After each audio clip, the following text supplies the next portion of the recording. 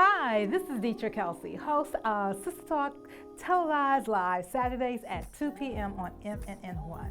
On Sistah Talk, we feature beautiful, intelligent sisters and brothers too, from the world of entertainment, politics, music, health and wellness, and so much more. Watch Sistah Talk, televised live Saturdays at 2 p.m. on MNN1. Sistah Talk, we're more than just talk.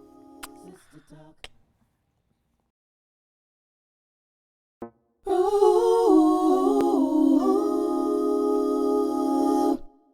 Sister, sister, sister, sister talk, sister, sister, sister, sister talk, sister, sister, sister, sister talk, sister, sister, sister, sister talk. Something on your mind anytime. Hi, welcome to Sistah Talk TV show. I'm your host, Deetra Kelsey.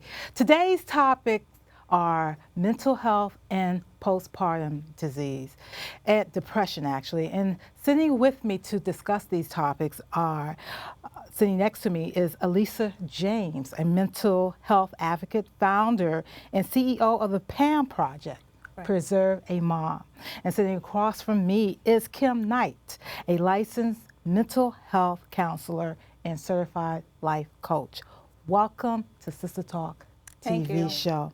In the past 3 months, 3 babies were thrown out of a window in New York City. All 3 babies were dead, infants. A man in New Jersey allegedly stabbed his 84-year-old mother and his 52-year-old brother.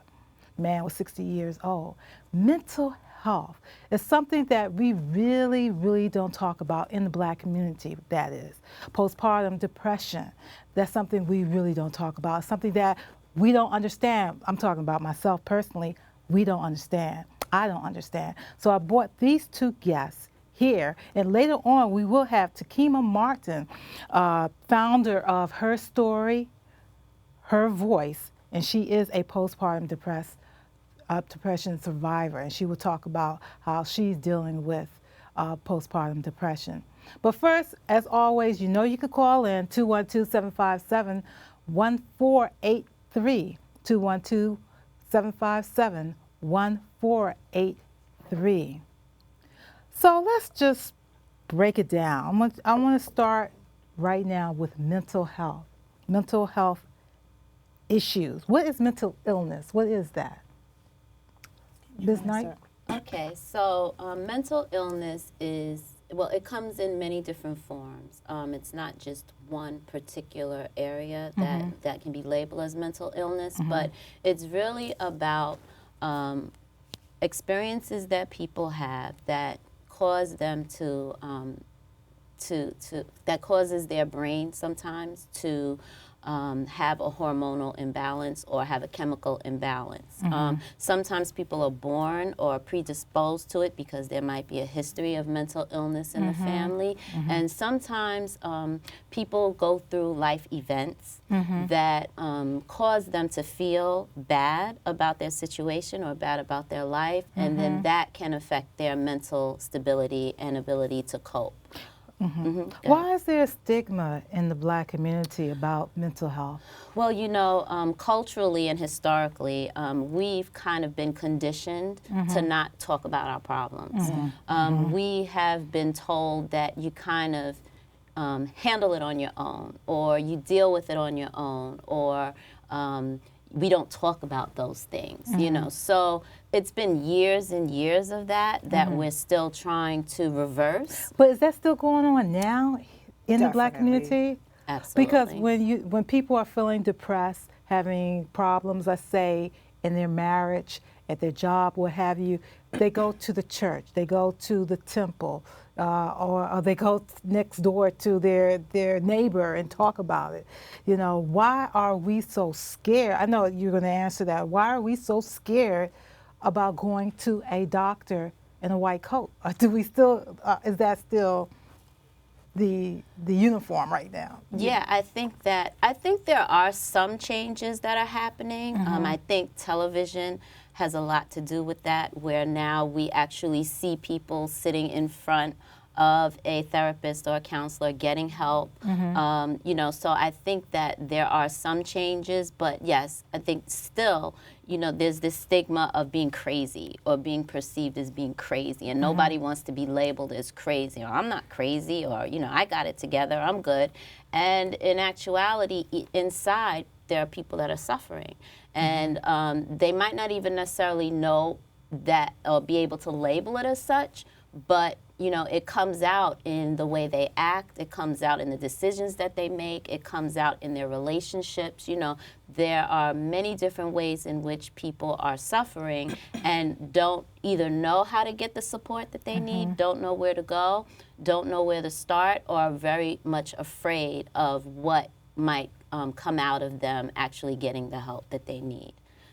So what do you think? You're a mental health advocate. There's other pieces. So what is that? I'm sorry. What is that though? Mental health advocate. What do you do? Basically, for the P.A.M. project, it represents preserving a mom and advocating for mothers, that encouraging them to take good care of themselves and have good health. So mental health advocate basically is someone that is advocating for one's mental health. And referring to what we're going to talk about later regarding the mothers and postpartum depression, we need to encourage mothers to have good mental health, to take good care of themselves. And to piggyback what Kim just mentioned, there's other areas within the Black community that we're afraid of being judged. We carry this banner that we have to be strong all the time, that for someone to say that they're not well, that makes them feel vulnerable. They perceive it as being weak. So to reach out to someone or quote unquote allow someone in their business, that's something that we don't do as a community. So, and we need to quickly learn how to change that, that mindset of you can still be strong and still get help. Because for any other illness, we get what we need. If we have a cold or we have the flu, we go to our doctor. But if mentally you're not well and there's something going on with you, there's a line that people won't cross. We choose to pray about it. If we have someone that we can talk to, we confide in them. But getting counseling is something that we don't do as a community as much as we need to. Do you think it's degrees of mental health? Because when I think of mental health, I think of bipolar and schizophrenia. But there's more to it than that. Absolutely, Okay. yes. Okay, so there are different degrees of it. It is a spectrum. There are some mild cases, like take depression, for example. There are people who are walking around mildly depressed and have been for many, many years. When we see the commercials on the television for antidepressants and they show, you know, a woman who can't get out of bed and she's just gazing out the window and she's not in touch with reality and just kind of allowing life to pass her by. You know, that's probably a really severe case of depression. But the mild depression, I like to think of it as a thief in the night because it kind of chips away slowly at your life on a daily basis. And, you know, it's the inability to experience joy. It's the inability to have enough motivation to go out there and do better and be better. It's, you know, this constant feeling of sadness that you just go back to all the time. You might have periods of fun and enjoyment, but your baseline or what you return to is always this underlying sadness. That's the one that people don't typically get support for. And what happens is it can become more challenging to deal with problems, and the depression can become worse. And then it's not until they're in crisis mode that then people will sometimes seek out support and counseling. So what is crisis mode? Okay. That's so, okay. So crisis mode is comes in different forms as well, but for and we're talking about depression because there's, you know, different types of mental illness, but with depression, it's when you can't get out of bed, when you are not able to go to work and support your family, when you are not to be able to be engaged with your family and take care of your children, when you are unable, when you don't even have the motivation to get up and fix yourself a meal, you are in crisis. And hopefully there are people around you that can help you recognize that you're in crisis and guide you to get the support that you need. Because sometimes in that state, you don't even have the motivation to pick up the phone to try to get support. I want to say that it's mental illness and then mental health. I'm sorry, yeah. That's okay, because a lot of people, when they see the word mental health, they assume it's the negative. Yeah. Mm-hmm. What I was saying before is that for the P.A.M. project, we promote good mental health. Right. So you can be like the same way you're physically well, Mm-hmm. you're taking care of yourself and you're going to the gym and you're working out. Mentally well, good mental health is when you are active, when you are connecting with your friends, your family members, when you are, your self-esteem, how you feel about yourself, that's good mental health. Mm-hmm. So I'm going to let Kim take the next part, but mental illness is the problem and the issue with the stigma that people don't want to deal with and talk about. So I think that the perception of when people don't see mental health, they just assume it's bad. Negative. Yeah, it's negative. You will, the goal is to hopefully achieve a certain level of mental health where there's wellness, where it's wellness. But when it comes to children, and again, I'm going to focus on depression because there are different areas of mental health that you can cover. But, you know, depression in children often shows up very different than it shows up in adults. In children, adolescents and teens particularly, you know, you will have that withdrawal. You can have that withdrawal factor, that not interested in activities that they used to be interested in, wanting to be isolated. That's one facet, but also acting out in anger and irritability, constant irritability. Right. All of those can be signs and symptoms of depression. So it varies. It really. Let's take this phone call. Caller, you watching Sistah Talk TV show. What's your name, where you're calling from, and what do you have to say? Caller. Hello. Hi. Who's this? Good evening, ladies. Good evening. How are you doing? Hello. Hi, can you hear me? Good evening, ladies. Good Good evening. evening. Good evening. Uh-oh, Good can you evening, hear us? ladies. Yes, I can hear you. I can hear you. Okay, now okay. Okay. Yeah, I got you. I got you. I got you. Okay. I got you. And, I had to turn my music down. Sorry. Okay. That's okay. It happens all the time. No. Okay.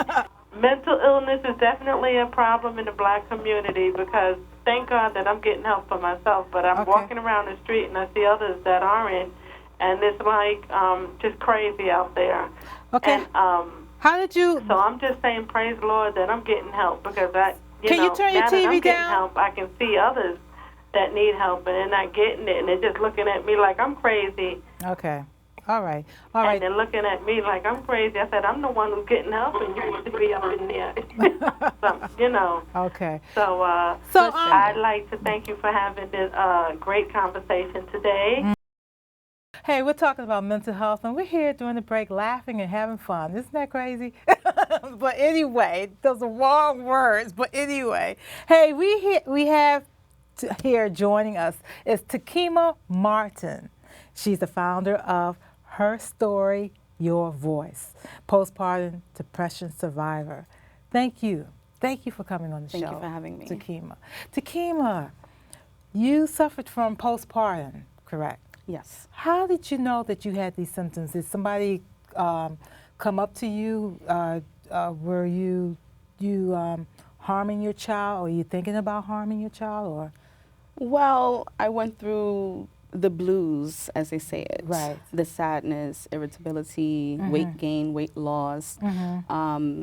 No one in particular, the doctor hasn't said it, it's just my own research. Oh, you did? You knew something was wrong with you? Right, and connecting with other mothers and just talking about it. And I was like, oh, I may be going through this.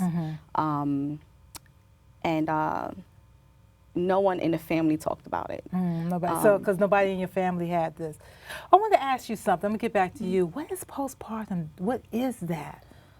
Well, postpartum depression is actually it's the clinical depression that can happen after the birth of a child. Okay. And that too is on a spectrum and can range from mild to severe.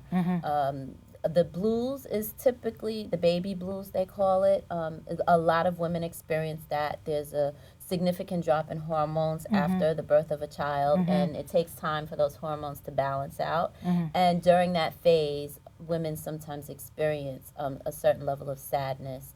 They're overwhelmed, they're stressed, and that's kind of the mild form of it. And typically they say clinically, within 2 weeks that should resolve. Okay. If it goes beyond 2 weeks where you're experiencing extreme sadness, you're having difficulty bonding with your child, you're not engaged with the baby, anxiety, crying episodes, now you're talking about postpartum depression. It's more than just the baby blues. Okay. And that sounds like what you were experiencing because how long did it go on for you?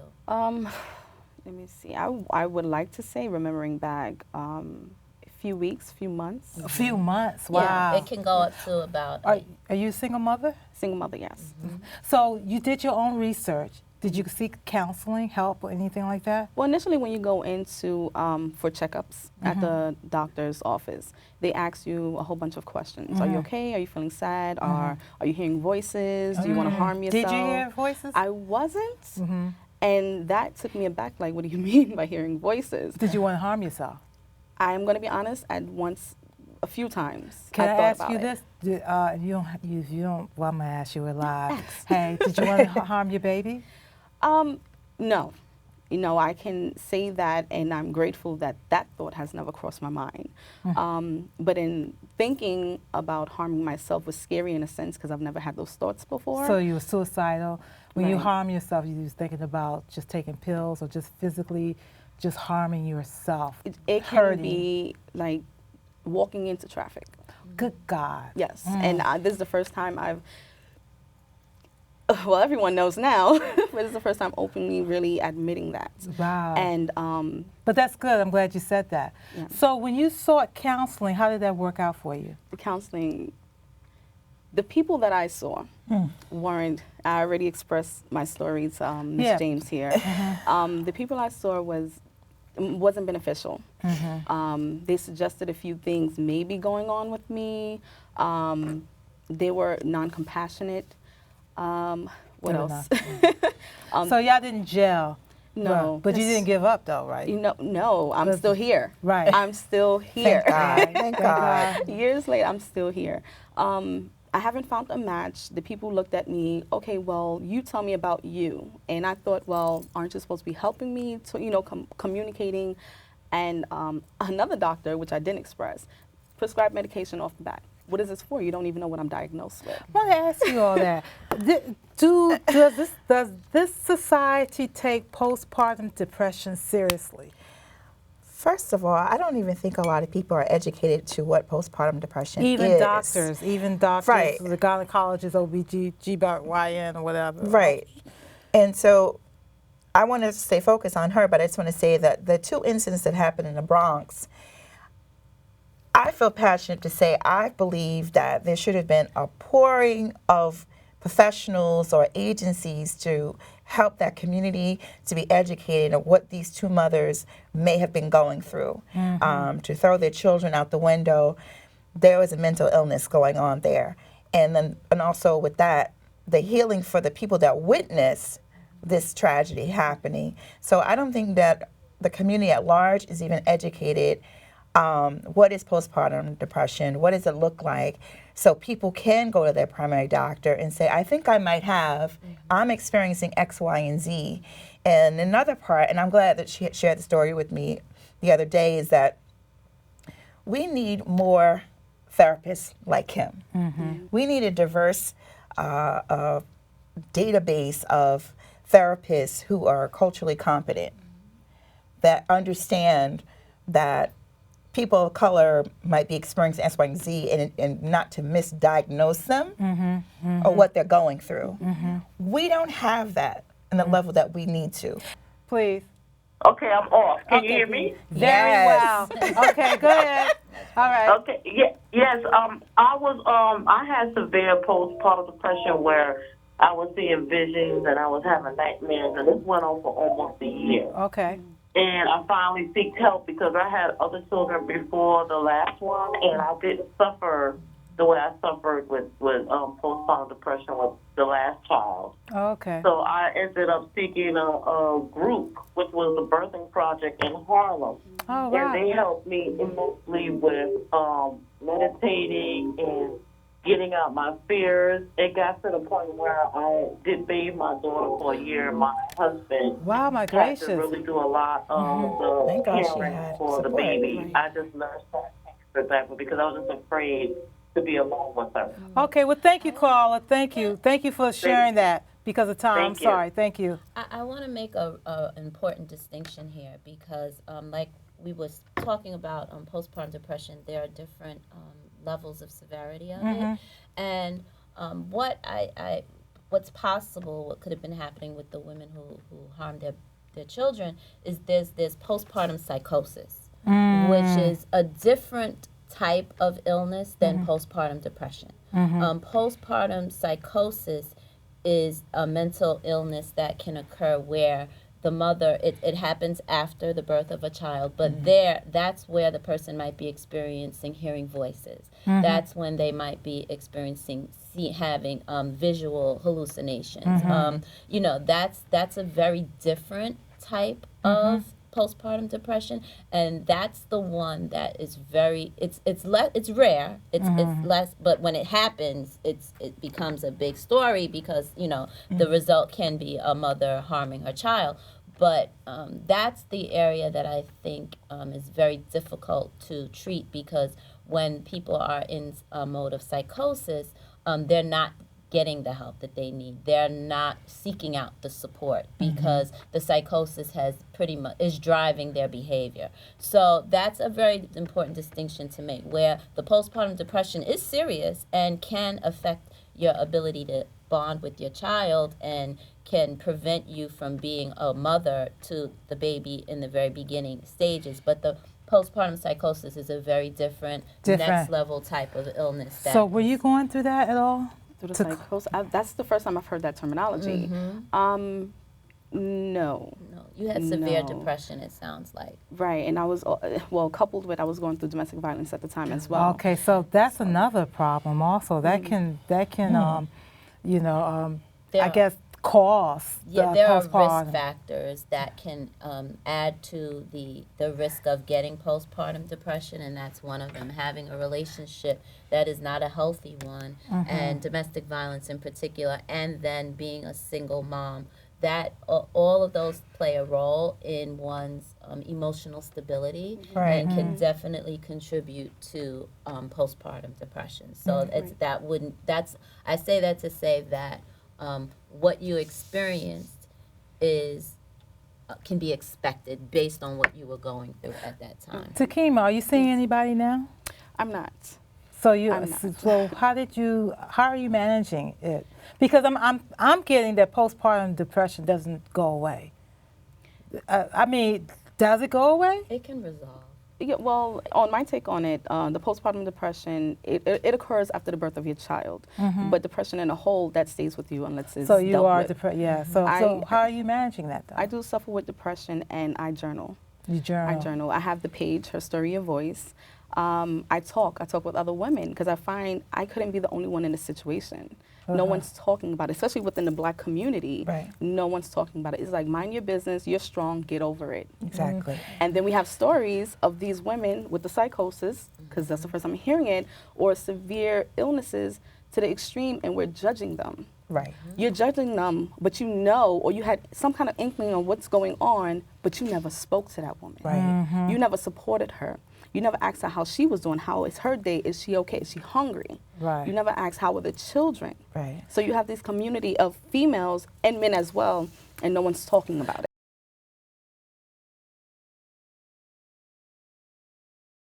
You know, during the break, Linda Tolbert, she's Soul Sister #1, she came out with a question, and she wanted to know, does racism have anything to do with mental illness?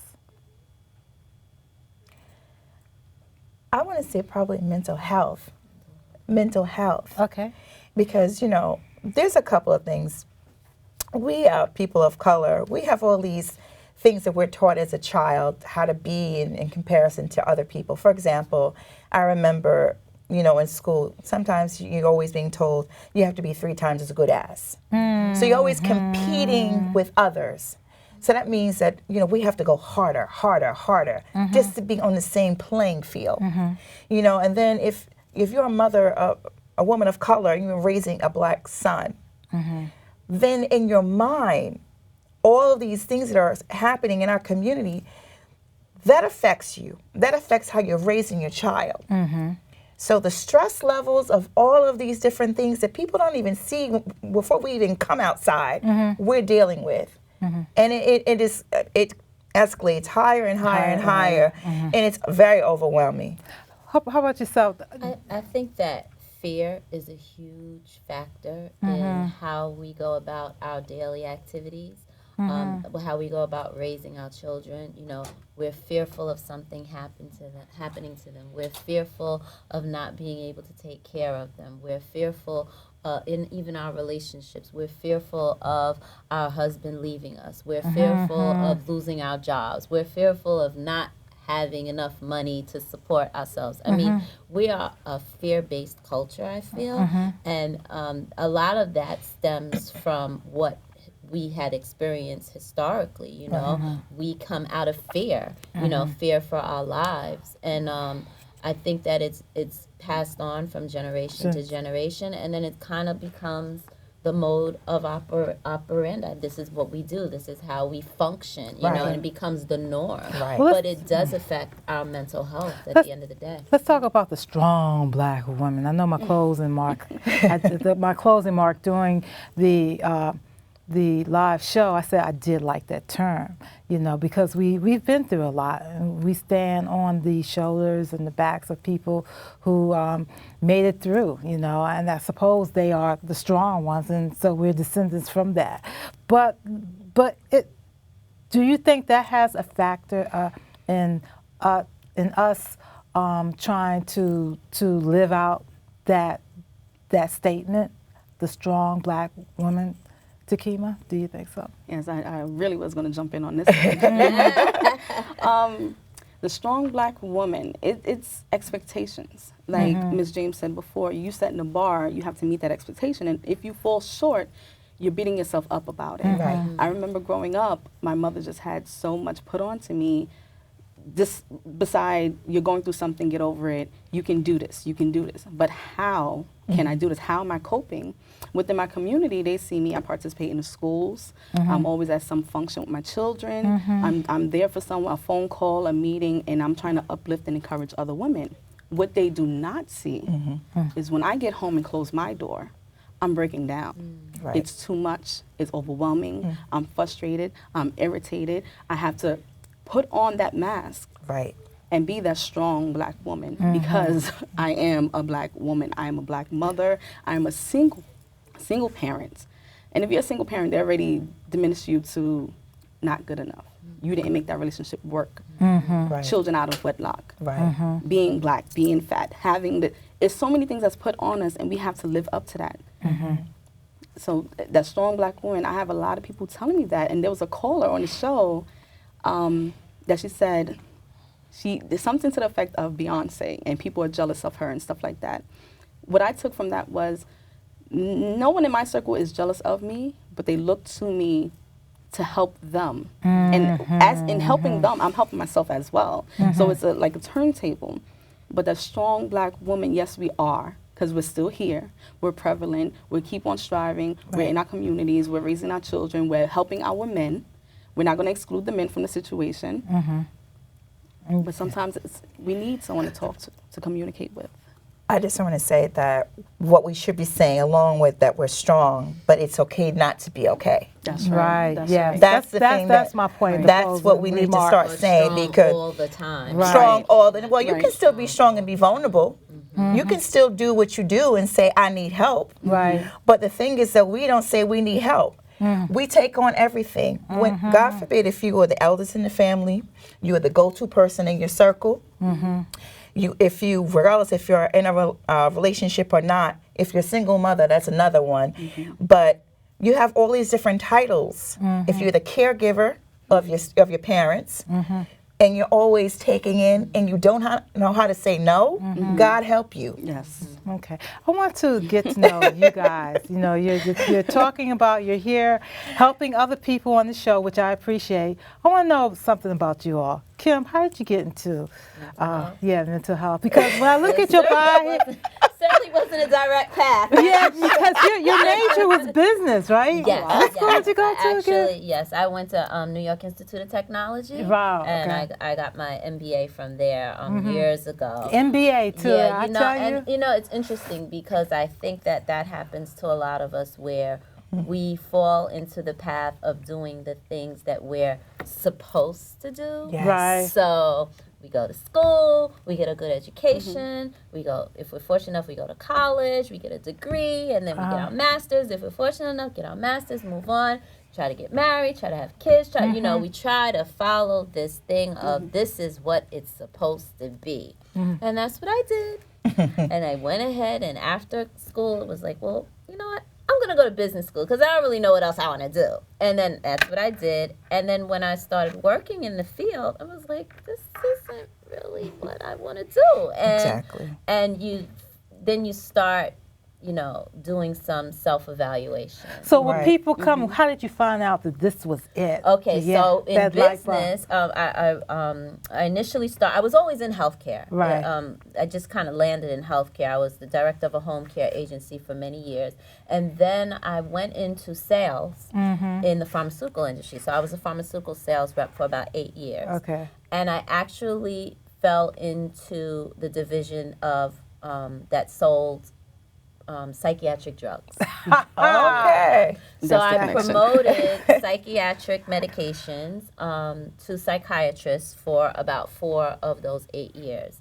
And during that time, that's when I really started to feel the connection in wanting to get involved in mental health in a certain kind of way. And I started off by becoming a certified life coach, because I wanted to work with people. I wanted to help people claim their lives and experience life in a much better way. And then I wanted to go even deeper, and I wanted to understand, what goes on psychologically with people and why they make the decisions that they make. And that's how you became and I a wound up going back to school again. again and to become a mental health therapist. How did you become a mental health advocate? Wow. You know? I'm listening to Kim's story, so my background is in fashion. It's never too Your late. career, You're no. coordinated, yeah. No, but I'm just saying that for me, I think a lot of times young people, they follow the path their parents tell them to follow. Or we do things sometimes that what our parents would please them. So my mother was really big on fashion, whatever, and I got accepted at FIT, and I got my degree in marketing and business management. But I always had a passion for helping other people. It was orientation for volunteers that Monday. So I went, long story short, there was a client and they had a video. There wasn't a dry eye in the room. I'm just checking off all the things I wanted to volunteer to do. So for 2.5 years, I volunteered for Women in Need. I traveled. 2.5 years. Go ahead. I traveled to the Bronx every other Saturday. They gave me a client to mentor. And I was pretty much just another friend, someone she could listen to and be there for her without judgment. But in the time that I was there, I found a void. I saw that these were women who went through Department of Social Service to qualify to be in this organization. They got case management, they got housing, they got child care, they got training to re-enter the workforce. So this is what you like. This is how I liked all of that, but I questioned, what about the moms that don't qualify? Wow. What about the mothers who don't qualify for social services? They're stressed out. They're overwhelmed. Who's speaking to them? Because if you're $5 over what social service or whoever says you is over income, you're on your own to struggle and figure it out with no support services. So that's how you got So it. that's where Preserve a Mom came from. So Takima, so you are a postpartum depression survivor and all that. How did you get into journaling online and telling your story? Because this is a quote unquote stigma. I say it's the work of the Lord. Okay. I've always liked journaling. ever since I was young. I was told by the teachers I asked too many questions because I was just very inquisitive. Really? And that's a problem with us also. Yeah, when I was growing up, don't ask too many questions. Right. That's another topic. But during the relationship, I found in the latter part, I stopped. And I was just consumed with the motions of everyday life. So in 2011, after the biggest incident, and I was suffering. I was suffering so bad. I felt like I couldn't connect to someone. No one really understood or would not judge me for what I was going through, what I was feeling emotionally. My headspace was a dark place. And I was like, I can't be the only one. I see these faces that mimic my face in the mirror every day in the community. So that's when you just started writing? And I just started writing. And I was like, you know what? Being that I have an online fan base with Facebook, let me make a separate page entitled it Her Story, because we are she, right, in another person's voice. So her story, your voice, that's how it was created. Because we may not talk about it, but we know someone who's going through it. So we can tell their story in hopes to come across to someone else and give them light, or to give them prevention factors like this is what you look for, this is what's going to happen. It's just it's an online community forum. And I can't wait to read your book when you write it. Yes. You know, Just claim it. Yeah, claim it. Yeah. I actually wrote a piece. I'm sorry to cut you off. I actually wrote a piece called "Death of a Relationship," and that's when I was emerging, coming into my own, and actually identifying what I was going through. It's like seeing myself on the outside, and I have that with me. Okay. Hey, we have to close the show, the after the live telecast show. But I want to thank my guests for staying and just sharing the information about postpartum depression and mental illness. No, I don't think it's a myth that we are a strong race, nor is it a myth that we are strong black women out there. We endured a lot, and we're still standing, but all that endurance can take a toll on us. And nobody can do this alone. It's okay to reach out and ask for help.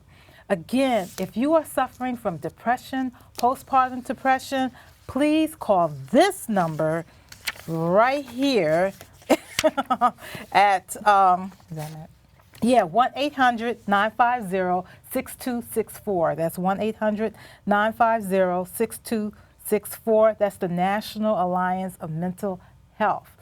There's somebody out there that can help you, somebody, or call us, 212-757-1483, and we can share information, give you the information from these beautiful sisters. Like I said, we stand on the heels or the shoulders of great people, and I'm quite sure they did not do it alone. I'm quite sure Harriet Tubman didn't do it alone. Mary McLeod Bethune or Oprah did not do it alone. Hey, thanks for staying. And as always, I'm wishing you peace, love, and stay in the light.